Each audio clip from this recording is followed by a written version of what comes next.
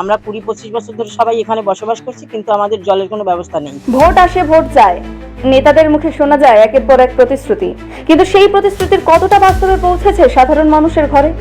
খোদ বাংলার রাজধানী কলকাতার সেই কলকাতারই 108 নম্বর ওয়ার্ডের চৌবাগান চরকতলা এলাকা। অভিযোগ, এখনো ন্যূনতম নাগরিক পরিষেবা থেকে বঞ্চিত এলাকার বহু মানুষ। ভোট আসে ভোট যায়, মেলে শুধু ভুরি ভুরি প্রতিশ্রুতি।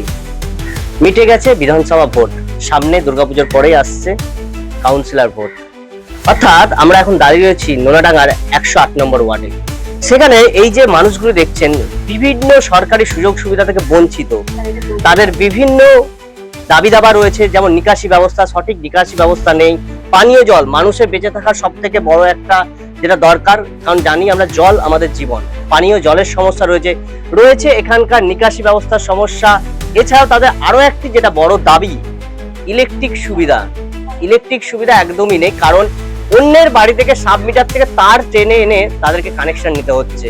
অর্থাৎ বিভিন্ন সমস্যার সম্মুখীন এই মানুষগুলি। ক্যামেরায় প্রশান্ত সিং এর সঙ্গে সৌগত মল্লের রিপোর্ট, বাংলার কণ্ঠ। স্থানীয় বাসিন্দাদের অভিযোগ, কোথাও পানীয় জলের সমস্যা, কোথাও বিদ্যুৎ পরিষেবা নিয়ে ক্ষোভ।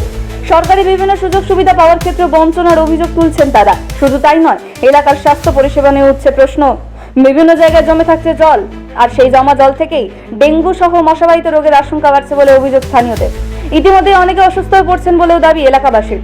প্রশ্ন উঠছে, কলকাতার মতো মহানগরীতে যদি এখনো পানীয় জল, বিদ্যুৎ, নিকাশি ও স্বাস্থ্য পরিষেবা নিয়ে মানুষকে অভিযোগ জানাতে হয়, তাহলে উন্নয়নের সেই প্রতিশ্রুতির বাস্তব চিত্রটা কোথায়? এলাকাবাসীর দাবি, ভোটের সময় প্রতিশ্রুতি নয়, তারা চান সমস্যার স্থায়ী সমাধান। চৌবাগান চরকতলার এই ছবি কি শুধু একটি এলাকার সমস্যা, নাকি কলকাতার নাগরিক পরিষেবার বড় প্রশ্নচিহ্ন? ব্যুরো রিপোর্ট, বাংলা কণ্ঠ। আমাদের এখানে নিকাশি নালার ব্যবস্থা ভালো নেই, একদম নিকাশি নালা নেই বলা চলে। আর জলের মানে কর্পোরেশনের যে জলটা আমরা পাইনি এখনো। আমরা 20-25 বছর ধরে সবাই এখানে বসবাস করছি, কিন্তু আমাদের জলের কোনো ব্যবস্থা নেই। আর ইলেকট্রিসিটি আমাদের আছে, কিন্তু সেটা আমাদের লোকের বাড়ি থেকে সাবমিটার হিসাবে আনা হয়েছে, এবং আমরা দীর্ঘদিন ধরেই আমরা এইভাবে চলছি।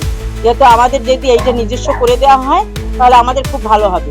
আমি সরকারের কাছে এটাই আবেদন করব যে আমাদের একটু দৃষ্টি আকর্ষণ করুক, যে আমাদের এই ব্যবস্থাগুলো যদি একটু করে দেয়, তাহলে আমরা খুব উপকৃত হব।